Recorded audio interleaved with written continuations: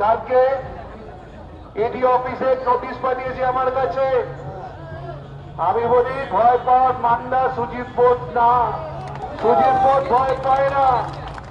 আমি কাল নমিনেশন করব।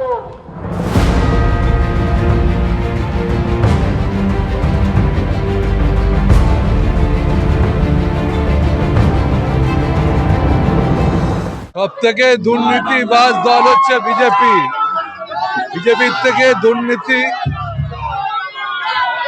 কোনো দল নেই। ভারতবর্ষের সব থেকে দুর্নীতিবাজ হচ্ছে বিজেপি। তাই ওদের এসব কথা মানায় না। যেদিন ক্ষমতা যাবে সেদিন বুঝতে পারবে যে ক্ষমতা আছে বলে সমস্ত কেন্দ্রীয় এজেন্সিকে সামনে রেখে এইসব করে বেড়াচ্ছে।